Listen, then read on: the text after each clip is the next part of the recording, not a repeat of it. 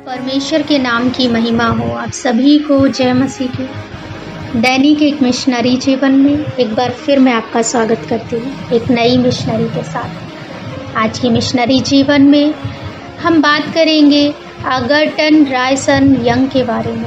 जन्म 7/4/1840, मृत्यु 5/10/1909, मूल स्थान क्रॉसवी कनाडा, दर्शन कनाडा। आइए विस्तृत में ध्यान देते हैं। मिशनरी कार्य में असंख्य चुनौतियां और कठिनाइयां हैं और तीव्र वातावरण परिस्थितियां उनमें से एक है। उत्तरी कनाडा चरम मौसम की स्थिति और चुनौतीपूर्ण स्थलाकृति के साथ जीवित रहने के लिए कठिन जगह है। फिर भी कनाडा के मूल निवासी सच्चे परमेश्वर को जानने के योग्य है और एगर्टन रायसन यंग इसके लिए माध्यम बने। वह एक कनाडाई अग्रणी मिशनरी थे जिन्होंने सभी चरम सीमाओं को पार करके अनगिनत मूल निवासियों को प्रभु की ओर ले गए।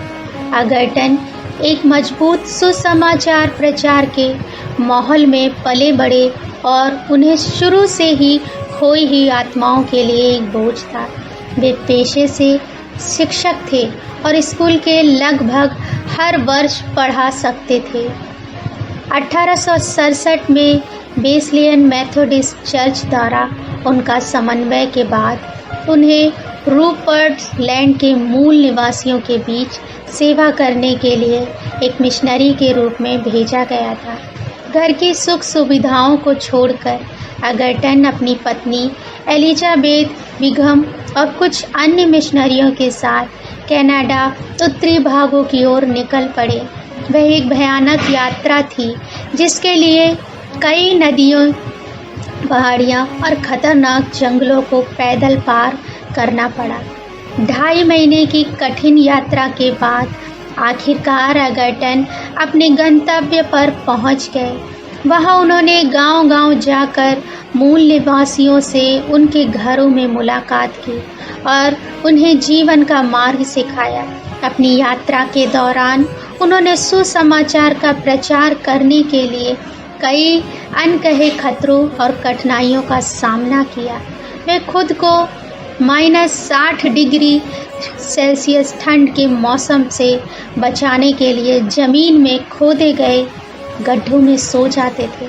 अक्सर बर्फ पर चकाचौंध वाली धूप जो अंधेपन का कारण बन सकती थी, वे दिन के समय यात्रा करना असंभव बना दिया करती थी।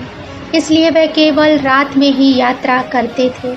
कभी कभी कठोर मौसम ने उनकी त्वचा को काट दिया, जिससे उनके चेहरे और पैरों से खून बहने लगता था।